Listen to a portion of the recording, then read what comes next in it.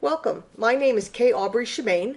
I am the owner and director of Grand Adventures Ranch, a holistic equine wellness education center in Sentinel, Arizona. I specialize in teaching a cleanse, nourish, balance approach to getting and keeping horses healthy. And I believe that the nourish portion means taking a biologically appropriate and evolutionary look at the foods we feed. This call is not intended to diagnose, treat, or cure any person or animal. The opinions given are my own and are not intended to replace the advice of your veterinarian. I am not a veterinarian. I am a bio-nutritional consultant with over 20 years of experience in helping animals through nutrition, detoxification, and energetic balance. And this month's topic is how to read a feed label.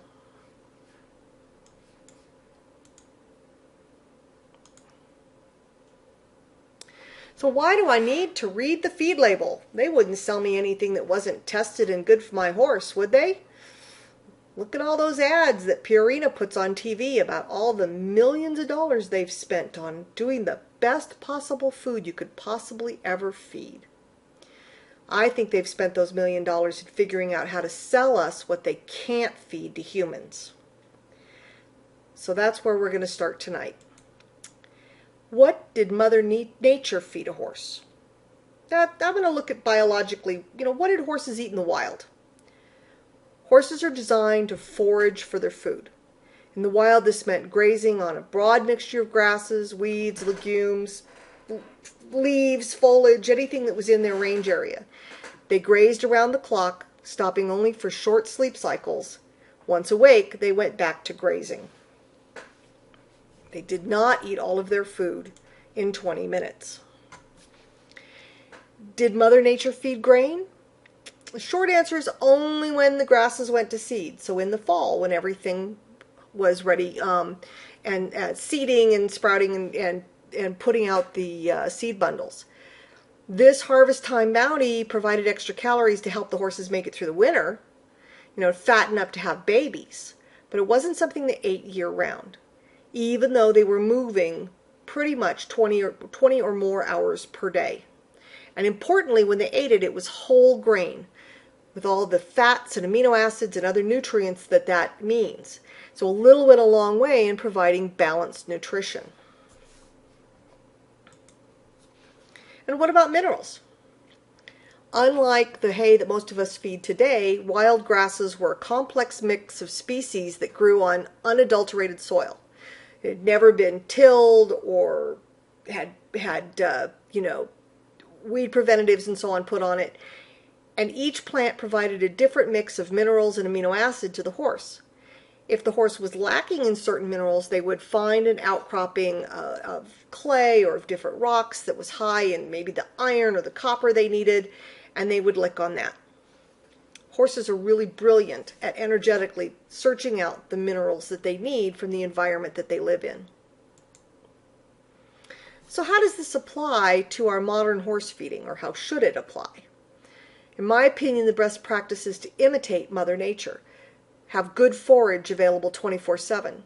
Have a wide variety of bioavailable nutrients available 24/7. Have clean water available 24/7. And only feed minimum amounts of grain, only when energy needs can't be met any other way. And tonight we're really going to talk about energy needs. We'll go into other kinds on other webinars. So our basic building blocks nutritionally are water, carbohydrates, proteins, fats, vitamins, and minerals. All right? And lots of horses actually don't get enough good clean water, but that is key to have good clean water available. Carbohydrates are broken into structural and non-structural.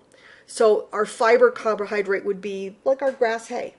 It's mostly fiber, not a lot of sugar to it.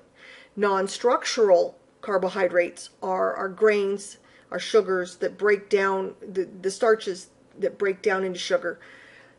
Protein. And this number varies. The highest number that I've ever been shown that a horse needs when they're growing, when they're working, is 8 to 12% protein.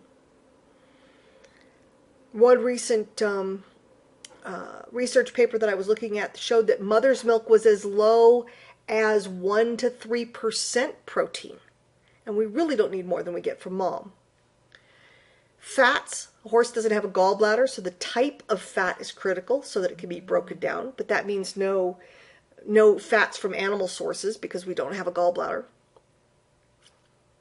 We have two kinds of vitamins, our water-soluble vitamins, which are primarily our B complex, and our fat-soluble, A, D, E, and K. And our minerals. And minerals are best absorbed from plant-based sources, or at least having a portion of them come from that, what I call organically available source. So that's our building block, all right? And that's what pretty much every book that you pick up on animal nutrition is going to talk about. How much protein, how much carbohydrate, how much fat. Now this is what the industry, and when I say the industry, the overseeing agency is called AAFCO, the American Association of Feed Controlled Officials. And there is nothing official about it other than the fact that the foxes are guarding the hen house because it's made up of the people who run the biggest food conglomerates in the world. Mars, Colgate, Procter & Gamble, ADM, those, etc. They want you to focus on the basic feed label and how much overall energy, protein, fat, and fiber the mix includes. Although it really doesn't tell you how much energy it includes. So on this particular one, we have, the brand name, we have what it's, whether it's for mature horses or foals or senior horses, the guaranteed analysis, what does it break down to protein, fat, fiber, the list of ingredients, the feeding directions, how much to give per day, all right, whether or not to feed it with other hay or pasture, who manufactured it, and the net weight of the bag. That's what your basic how to read a feed label presentation is about. How to look at this. But what are they not telling us? Here's what I focus on. I want to know not just what the ingredients are, but how are they sourced? Is it a whole ingredient? Is it fractionated? Is it broken apart? Does it have other chemicals in it? And how many megacals per pound does the feed provide, or kilocalories? Almost no feed label puts in what the energy, the megacals per pound are in any food. You have to go hunting for it. But it's key, because how do we know how much we should give unless we know how much is in there?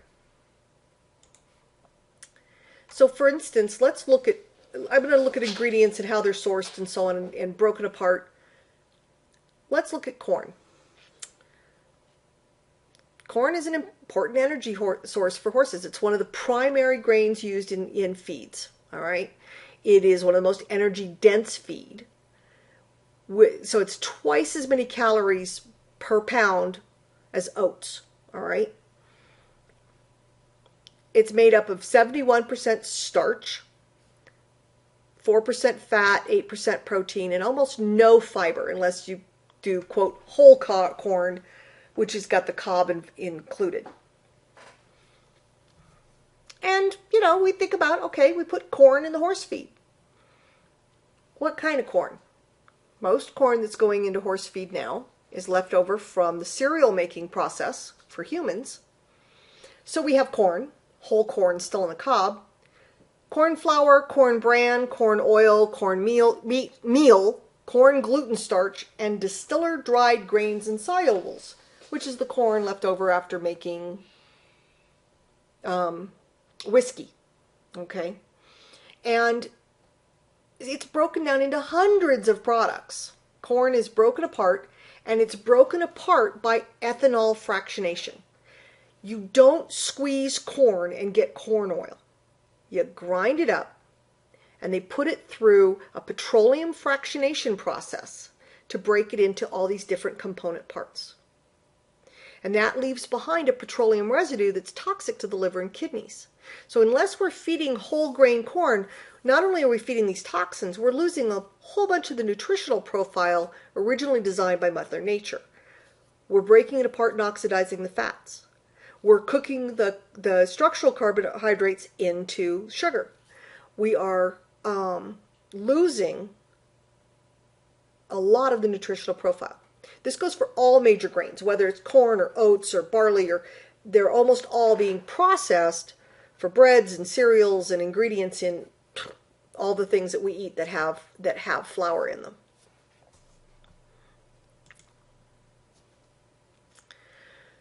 So almost all commercial feed mixes, because they're cheap, they use fractionated grains.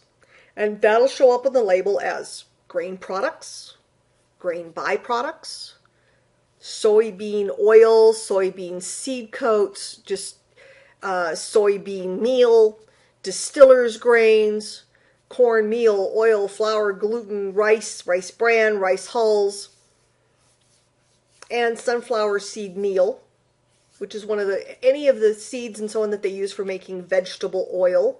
What's left over is a meal that then gets put into our horse grain.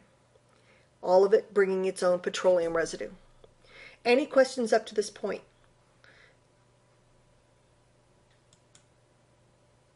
If you have any questions, please just either type them into the box or raise your hand. There's on the control panel, there's a way of raising your hand. You just click in there and your little hand will show up.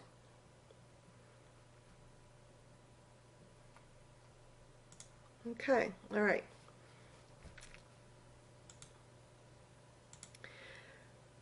So, we all remember the old parts is parts commercial about chickens. Our parts is parts for animals. And no, different parts have different nutritional profiles. And many feed ingredients are the byproduct of milling grains. Maybe they haven't gone through a petroleum fractionation yet, but they're just this really fine, powdery waste products. Cereal food fines, soybean hulls, coats, husks, rice, oat hulls. Real common one is wheat mids or middlings. Now, this one is controversial, whether or not it has much in the way of nutritional benefit to it.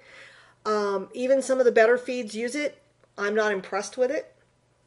Again, it's usually very lightweight, it's very powdery, and it's not, it's okay if it's being used to hold together something like a clay would be, but it's not nutrition. So when you see it in the first couple of ingredients, that's a problem, in my opinion.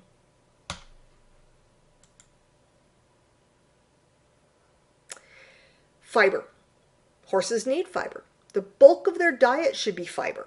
Okay, but many feeds, we're going out and buying these quote complete feeds or feeds like I'll get to it, but some of the ones that are low calorie feeds. It's a way to charge you a lot more money for fiber than just feeding hay. Okay, so they cost more. They have less nutritional value than the fiber and good quality hay. Some of these are soybean, oat, or rice hulls, also called coats. Alfalfa meal, beet pulp, ground hay, wheat middlings. Now, ground hay is all the stuff that they couldn't get to stick in the bale, and a lot of times it's stems because they've pulled out the leaves, like alfalfa leaves and so on, for making spray-dried chlorophyll. Some feeds even use what's called hydrolyzed cellulose, also known as box tops or paper mill waste, and they pulp that in, and that is your fiber especially in your less expensive horse feeds. And is that a good deal? I mean, if a 100-pound bale of alfalfa, and I'm not a big alfalfa fan, but let's say you like alfalfa, if a 100-pound bale of alfalfa costs you 15 cents a pound, but it's the primary ingredient in some feeds that are costing 40 to 60 cents a pound, all right, is it really a good buy? When you're dealing cost versus price. Yes, they've ground it up and they've made it smell good and they've added a bunch of other stuff to it, but as the base, I don't think it's a cost-effective way for me to feed my forage, feed the fiber that I need. Okay, one of the ones that we'll look at is ADM Senior Glow. It's over 90% soybean hulls and alfalfa meal and beet pulp.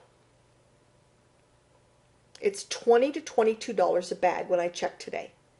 So that's three to four times more expensive than just a bale of hay. Admittedly, not all old horses can eat the hay, but there's other ways to do that. So then let's talk sugar. We're feeding these horses a huge amount of sugar. Processed grains, broken apart grains, cooked grains, are really starch, and the body quickly converts that to glucose or sugar.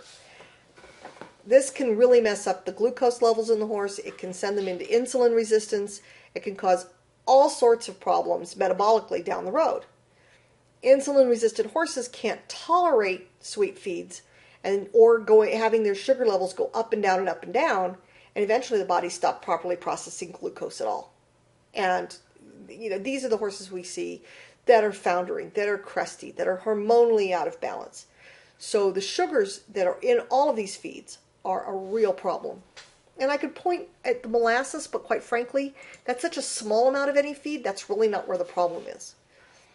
What else adds sugar? Beet pulp, processed grains, grape pomace. This is a new one. There's a supplement out there that everybody's loving right now. They say my horses adore it. Well, that's because the number one ingredient is grape pomace, which is what's left over after squeezing grapes for wine. Lots of sugar in that. And of course, molasses. Even that is adding sugar. So if molasses is up in your first 3 or 4 ingredients, that's a flag. Think about that. And we are going to look at some real labels here in a minute. This is just the basis for where we're going. Any questions yet? Okay. So let's talk fat. Okay. All fat is about 120 kilocalories per tablespoon. All right. Or 800, 900 calories per cup. But they're not all assimilated equally, and they're not all good for the horse or us, all right? So our chemically fractionated oils, corn, soybean, sunflower, any of the oils that have been broken apart. Now, you can get cold pressed soybean oil, but that's not what's going into horse grains, all right? All of these prevent the uptake of fat-soluble vitamins in the digestive tract. They have the petroleum residue that we were talking about before, and in general are just not a very healthy fat. Mineral oil gets considered a fat source by AFCO. They'll count that in your fat calories, and yet the body can't digest it. It's a machine-grade oil. It can't be broken down by the body, and it just clogs the digestive tract and liver. Good fat sources, coconut oil, flax oil, chia seeds, oils that are, you press the plant and you get oil. You squeeze a coconut, you can get coconut oil. You squeeze chia seed, you'll get chia oil. You squeeze a peanut, you get peanut oil. These are all sources of good quality, highly bioavailable oil. Okay, seeds in general, sunflower seeds, etc. Good quality oil. Some of it goes rancid too fast, but that's a whole nother thing. Those are good quality oils. Some fats are very disingenuous. We had a couple of feeds submitted for tonight that listed feed grade fat product. Now, nowhere on any of the sites that I reference, the government sites, the feed manufacturer sites, nowhere can I find a definition for feed-grade fat product. But interestingly enough, some of the same feeds that are listing this are the ones that used to have animal vegetable fat product on their label, which eventually was defined by AFCO as deep fryer fat. This is when, McDonald's has used it for 60, 90, 120 days. They pour it off into a big vat. A few weeks later, a truck comes, sucks it back up, takes it over, boils it, and puts it through a strainer and resells it as animal fat. I think, and I'm putting a big caveat, I think that feed-grade fat product is probably a rebranding of animal vegetable fat product, which means, oh goody, we're just putting rancid oils back onto our animal feeds. Yum. And what else is hiding in fat? This is the dirty little secret of the food industry. If a feed manufacturer buys pre-stabilized fat, they don't have to put the stabilizer on the label. This means that they don't have to list BHA, BHT, ethoxyquin. And ethoxyquin is essentially Agent Orange. It's made by Monsanto. It's, I think, one molecule different than Agent Orange. It's a level 4 toxin listed in the guides if you go look at it. Toxins only go up to level 5. It's not allowed in human foods because it's known to cause tumors, cancers, reproductive failure, and yet if it's put into the fat, they don't have to, if it's pre-stabilized, they don't have to put it on the label. Ethoxyquin is also what we use for stabilizing the rubber in tires. Those nice soft black buckets that you feed, you put your stuff in, those are kept soft with ethoxyquin. The big trucks going down the side of the road spraying the weeds on the side of the road to kill them, they're spraying ethoxyquin. And that's what we're putting in our horse feed to keep the fat stable for 3 to 5 years. Okay? So the giveaway is, if you have corn oil, soybean oil, vegetable oil, and so on your label, your feed is undoubtedly preserved. And so unless you go to their website and they put in big letters, no chemical preservatives, you better assume that there's chemical preservatives in there. Even if they've listed vitamin C and mixed it, tocopherols as a preservative, doesn't mean that they haven't also bought pre-stabilized fat. So this is another reason why I like using whole grains or feeds that specifically state that they use no chemical preservatives.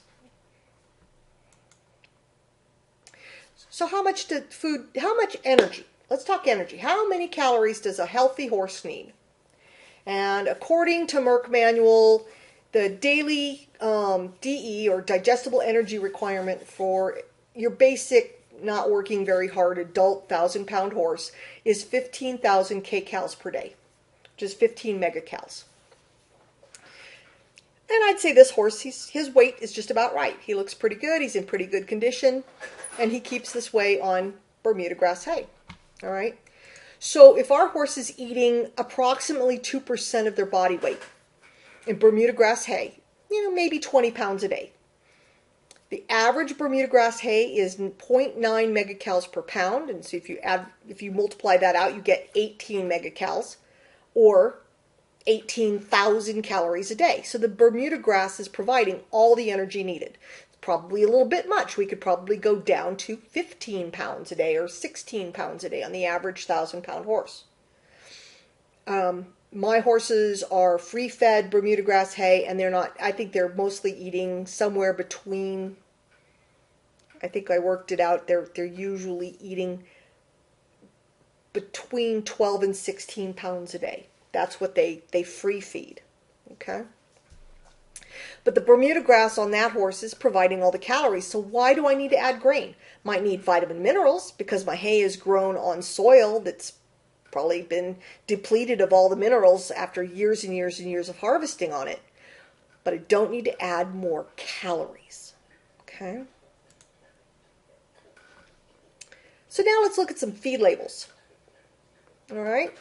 Let's say we do need more calories. We're working our horse hard. Maybe he needs up to 33,000 calories a day, kilocalories a day. That's not unheard of for a hard-working horse. So we're going to start adding some other food to our diet, okay? We're going to look at some of the good and bad features of feeds available in the U.S. These are ones mostly that have been submitted by the people who wanted to come to the thing tonight, and the one I use, and some other good ones that have been referred to me. And the one thing I don't like about any of these feed labels, good, bad, or indifferent, is that none of them list the megacals or kilocalories per pound of their feed. This would give us a proper way to measure how much to give over and above our roughage needs, just from the point of view of calories, okay? But let's go ahead anyway. So this is listed as a typical sweet feed label from your basic anywhere in the country feed manufacturer. Go in and say, I want your basic sweet feed. And this is pretty typical, all right? it's, not too bad to start. It's cracked corn and whole oats. But then we start getting into our fractionated products, soybean meal, sunflower meal, milk products. This is the only one I found recently that's had milk products on it. Most feed manufacturers have figured out that milk products, which are listed down here under dried whey and dried skim milk, okay? Milk products are really, let's go here. Let's see, where's my milk products? Milk products are the wrong species, guys. All right. So far, I don't really like the soybean meal. I don't really like the wheat middlings. The sunflower seed meal is probably not bad, but it's going to go rancid pretty quick.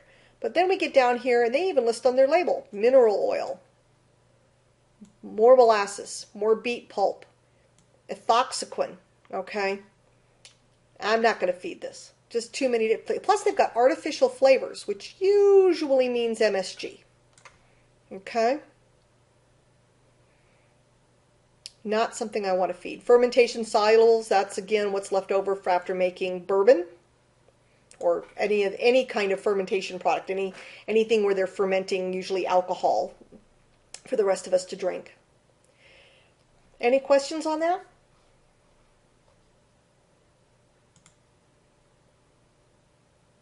I'm going to try unmuting people, but if I unmute you and you start making all kinds of noise, I'll mute you again.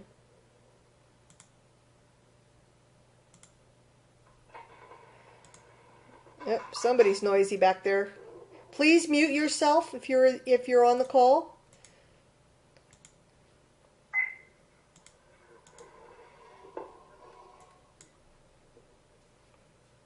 Whoever just flushed the toilet, please mute yourself.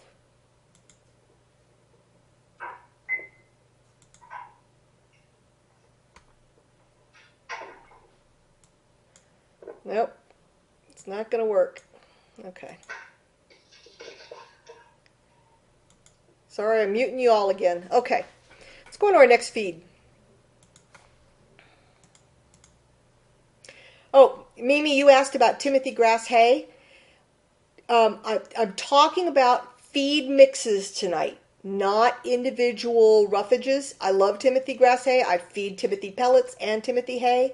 I think it's great. We're going to do a different webinar about the different values of hay. But I will give you a resource at the end of tonight that's going to let you go look up all the calorie,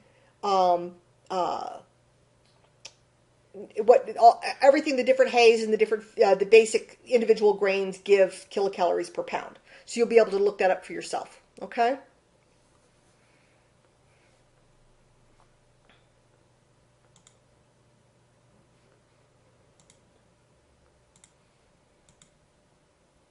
All right. So this is what I feed. I like Dynamite. I've used this now for almost 20 years, and I know and trust the feed manufacturer. I trust the mill where they make it. So that's a big thing to me. Is it perfect? Probably not. But here's what I like about it. Ground corn, ground oats, ground barley, and whole mechanically extruded soybeans. Now I can go to their website and I can find out that they use only whole grains, that they're tested pesticide preservative free when they arrive, that they're all non-GMO. And a few years ago, I took the time and trouble to call the company and say, how many kilocalories per pound do you have in your feed? And they told me 1,690 kilocalories per pound of digestible energy. And there's 3.5 cups per pound. Okay, so now let's look at one of the most popular feeds sold in the United States. Good old Purina Omelette. Now, they don't put their ingredients on their website at all. You got to go find a bag. So this was the best label I could come up with for Purina. And this is and I did some research and I found a listing for all the kilocalories per pound of the Purina horse products. And research showed that Omelette 200 was 39 kilocalories per pound. Okay, You know, and it looks like it's very similar. We got oats, corn, soybean meal. So, you know, you would think it would be pretty similar in nutrition. But if you figure this out, they're saying that they recommend feeding a horse in moderate work 7.25 pounds per day. That doesn't make a 50-pound bag last very long, but let's say we fed that. That would be 292 kilocalories. I can do that with half a cup of Dynamite PGR. So again, I get into cost versus price. Not even looking at any of the other stuff I might not like, okay? The vegetable oil, the stabilized rice bran, any of those things. All I'm looking at is what it costs me to feed. That's not going to be a good choice for me. Okay? Questions on that? Feel free to type your questions into the question box or in the chat box, either one.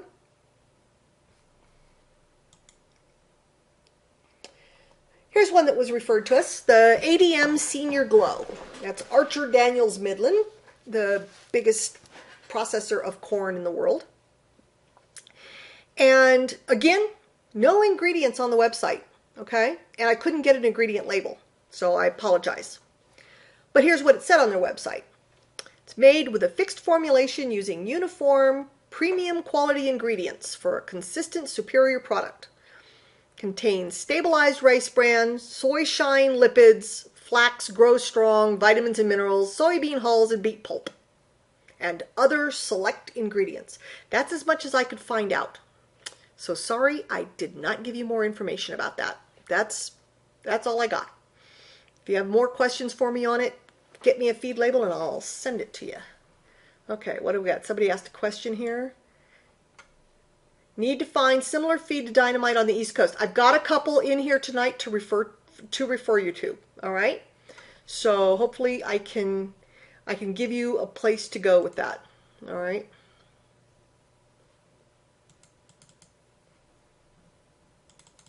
Okay. I did do some looking for good feeds across. East Coast is actually easier than West Coast. Although there are a couple of very large tonnage groups on the East Coast bringing in large amounts of Dynamite, and the price is not that insane. Okay, so Total Equine. This is another one that's gotten very popular out here as one of the better feeds. Total Equine is based on alfalfa hay. Okay, fine. Good corn. I'm not sure why the heck they parboil the rice bran. I believe parboiled rice bran comes from the alcohol industry, but I'm not sure. I'm still looking for that. But I don't like soybean meal. I don't like wheat middlings.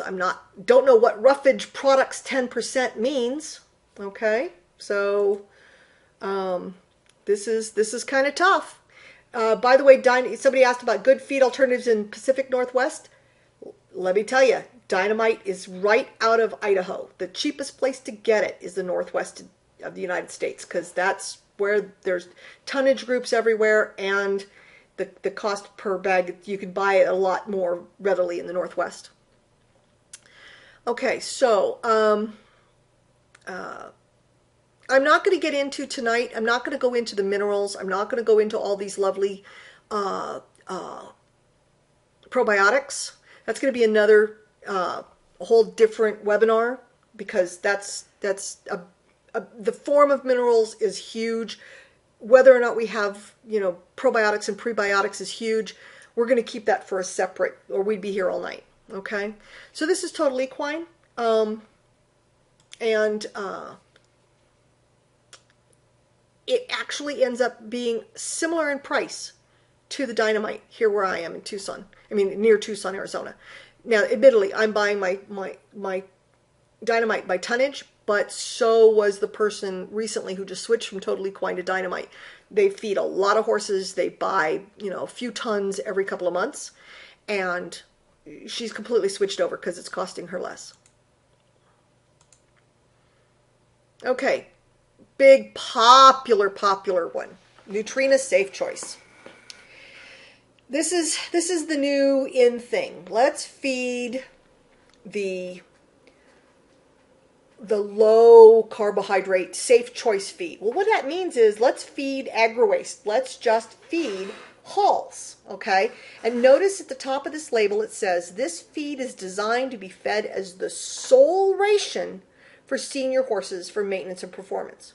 Well, I don't know anybody that does that. They don't read the label. They think that it says, oh yeah, this is like any other sweet feed. I'm just going to give them a couple cups and I'm adding a lot of good stuff to my horse. But if we look at this, this is really wheat middlings, alfalfa, soybean hulls, corn distillers, dried grains. That's just what's left over after making bran mash. I mean, after making bourbon. Okay, lots of salt. Again, more salt than beet pulp. I'm shocked by that. So this is not something I would think was cost effective. They're saying feed a 1,000-pound horse 14 pounds a day. That means a bag is not 4 days worth of food. That's pretty expensive, as far as I'm concerned. Questions on that one?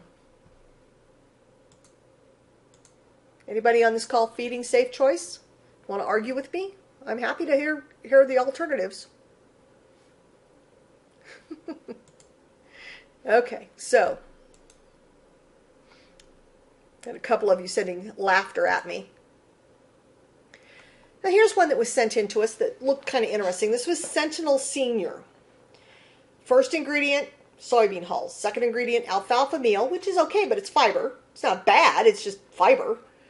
Forage, I mean.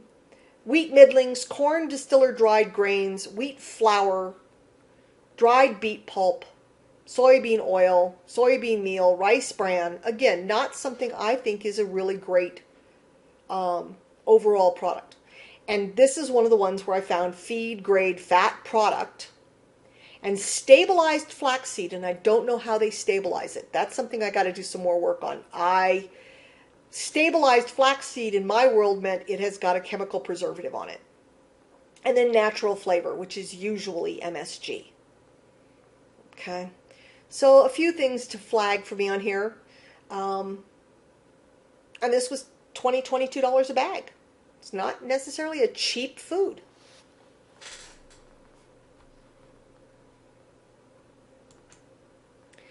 Then we looked at the LMF Senior Low Carb, and they actually have two identical bags. One is their Northwest formulation, one is their Southwest formulation, and yet they're extremely different on what's in them. Their Northwest formulation is soybean seed coats.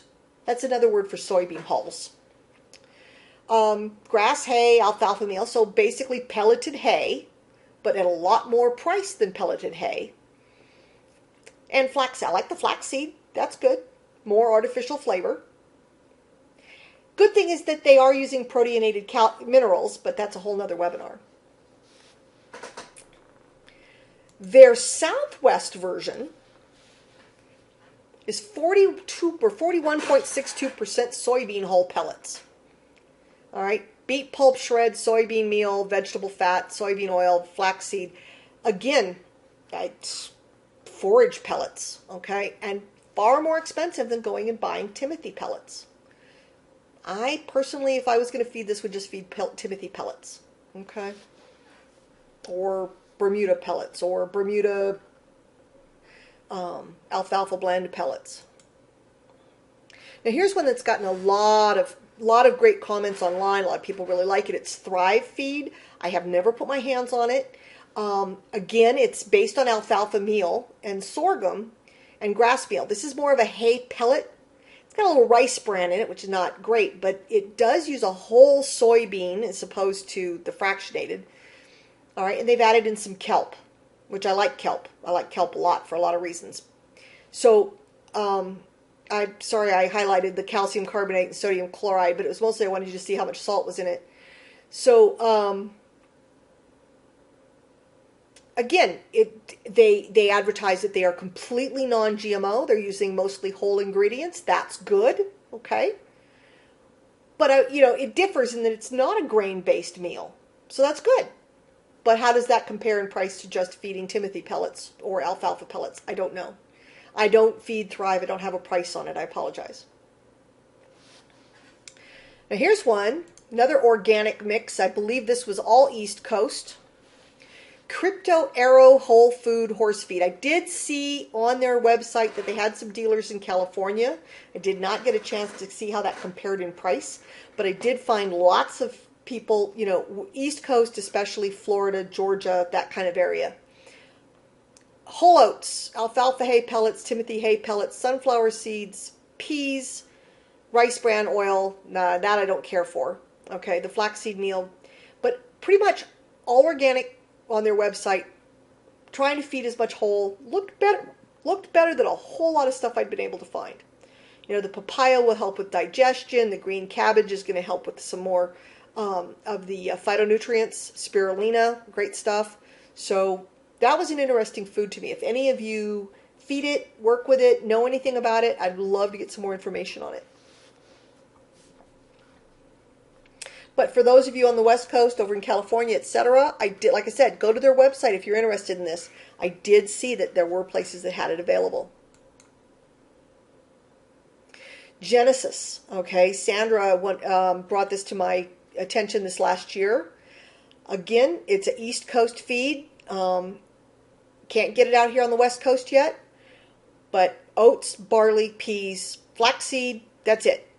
Nothing added, you know, no added vitamins, minerals. It's whole feeds, whole foods, okay? I would probably add a vitamin mineral to this. I'd use my Dynamite, but this is nice looking stuff. And if I was on the East Coast, I would be very much looking at finding how this compared in price to getting Dynamite out there for me, okay? So what are our takeaways here? Price is less important than cost. Figure out what it's going to cost you per calorie for your bag of feed. And how many calories do you really need? Whole grains provide a lot more digestible energy than grains that have been split apart. Once they've been fractionated, they're not really food. Roughage is more affordable before processing. Okay, bale of hay is more affordable than those hay pellets, which is more affordable than these, quote, mixed feeds. Type of fat is important, and really only feed grains when roughage and vitamin mineral supplements don't meet your energy needs. And we'll talk about some other different things we can use in another one, but this was just to look at the commercial feeds that are out there. Now here's some of the resources I used for this, okay? If you want to sit down and figure out what's in different, you know, what's the average kilocalorie for barley, for corn, for the different grains. Equa Analytical Laboratories is awesome, okay? I got my nutritional requirements from good old Merck manuals and from the National Academy of Science. There's a pretty good handout from the University of Georgia Extension Agency on how to feed a horse. And there's some good information both at Ingredients 101 and nutritiondata.self. All right, so those are some good places to use, and I will post those on the Grand Adventures Ranch Facebook page as well. So if you would like to have those, you know, I'll be posting those out where you can get to those links. And then we're going to have some upcoming webinars. I'm going to try to do at least one nutrition webinar a month from here on out. Minerals on organic versus inorganic. The difference between a pre and probiotic, and why the difference between dried and activated. Does your horse actually need more calories? We can sit down and do a spreadsheet on figuring out what your horse needs. We're going to take a little more in depth look at the fats. We're going to look at grasses versus legumes. In other words, Bermuda versus alfalfa. Closer look at essential fatty acids and where to get them in your diet, and which ones are good and which ones are really overpriced. And one of the things we didn't touch on tonight, but why I feed coconut meal, even though it's not really a biologically historical feed. It's just an amazing source of minerals and vitamins. So that is that. I'm going to try opening this up for questions. We'll see.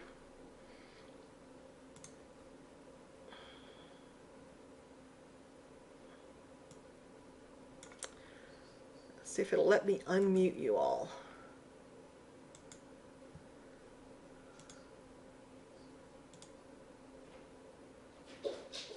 Come on.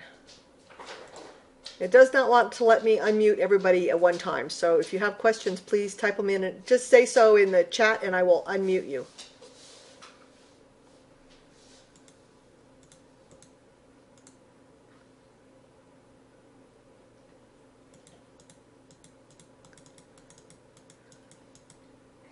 Oh, I see some comments that I missed before. I apologize. This thing did not open up that far. See if I can get this to open more.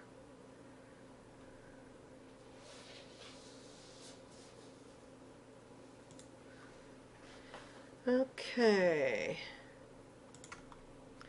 Seminole Safe and Light. Better feed in the southeast. Labels are printed on the website in the bag. Okay, I'll take a look at Seminole. Thank you, Kim. That's great. Let's see. When people say that their horse lost its top line on copra, how do you address that? Well, that's not tonight's thing, Sandra, so we'll go into that when we talk about coconut on another website.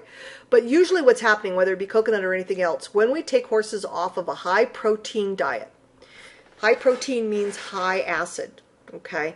And the more acid the body has in it, the more it has to hold on to water to dilute that acid. Meanwhile, it's trying to pull minerals from the feed or from its bones to try to dilute it. So it's holding on to a lot of water. And the horse will, these are the horses that look really nice and glossy, and then you poke them and you get finger holes. It sticks. And so when you change them over to a more alkaline diet, you start getting healthy fats and more alkaline grasses and fat, coconut oil and things like that into their body, more minerals, their body lets go of all of that water real quickly. And I've had people say, oh man, my horse lost 100 pounds this week. Well, it was water weight. And the beautiful thing is they can start putting that weight back on with healthy muscle and actually be a lot healthier in the long run when they get, and I found that copra actually will put that weight back on pretty rapidly. But that first week to 10 days after you've switched the diet can be pretty scary when they drop all that water. Does that answer your question?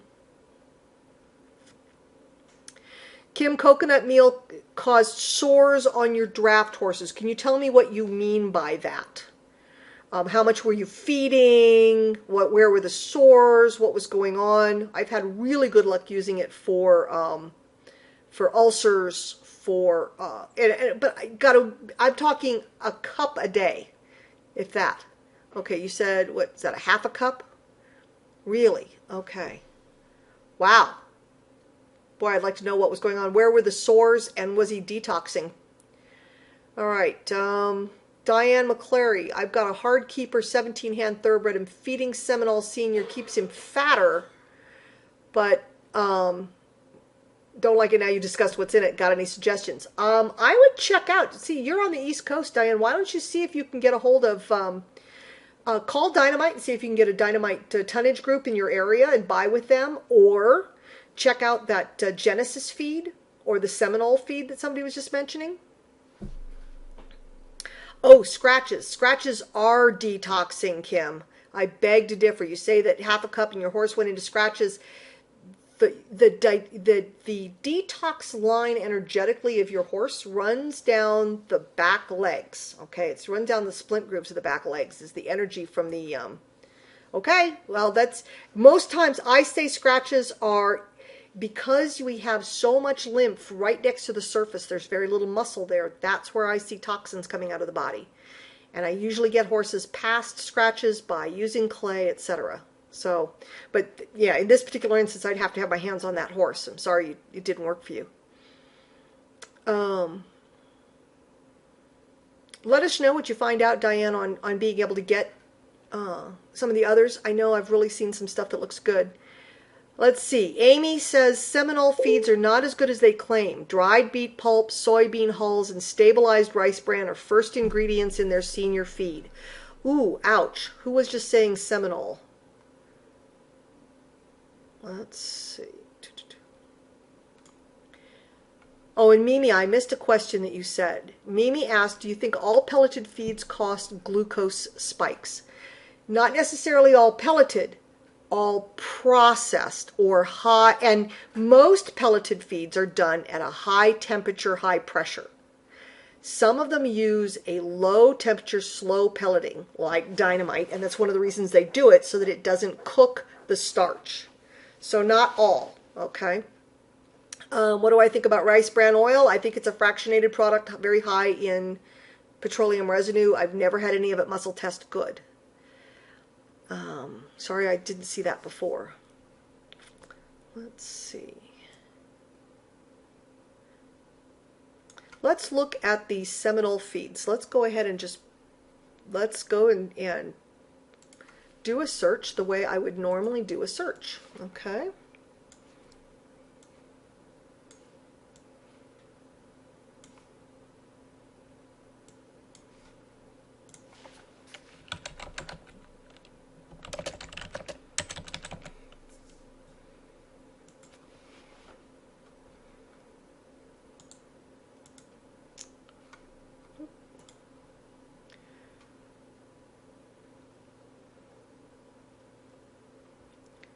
Okay, equine feeds. Any preference, Kim? Do we talk about one that you recommend?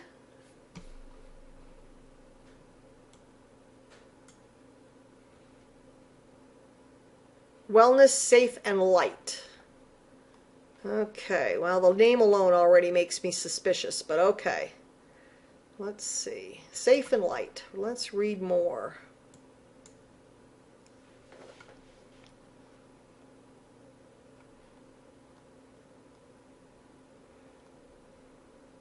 Well, at least they put the ingredients on their website. That puts them a step up from Nutrina and Purina, in my opinion. But okay, number one, soybean hulls, beet pulp. So my first two ingredients are fibrous waste. Okay, ground oats. Okay, alfalfa meal, flaxseed, stabilized rice bran. Again, not very fond of that, but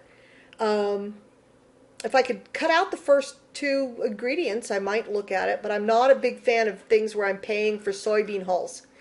And I'm not a fan of beet pulp. I didn't really go into that tonight, but in my opinion, beet pulp is another big source of sugar, and I know they say that they've removed most of it, but around here, when you soak a tub of beet pulp and you let it sit overnight and you come out in the morning, it is already fermented.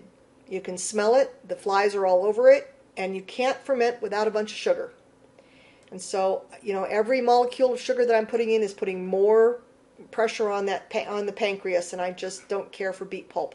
It's just never muscle tested for me. I know it's water extracted, it doesn't have all the chemicals in it. It's certainly better than some things, but I just don't care for beet pulp all that much. So depending on what this cost, you know, depending on the cost of this, probably not something I would go for. Let's see.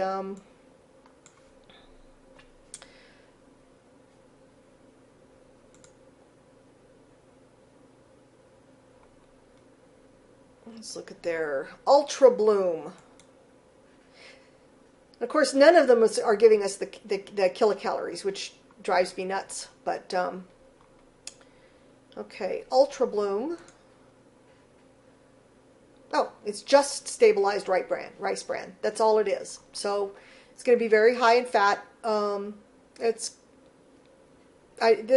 do remember seeing this before. It's one of the things they're using for horses that supposedly cannot digest starch. So, okay, interesting. Yeah, I have to say I'd probably look at the Genesis before I would look at this, but I'm pretty fussy, as you can tell. All right, any other questions?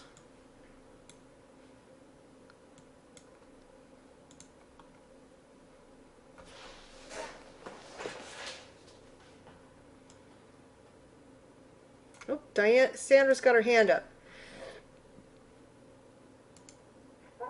Sandra, let's see. Where'd you go?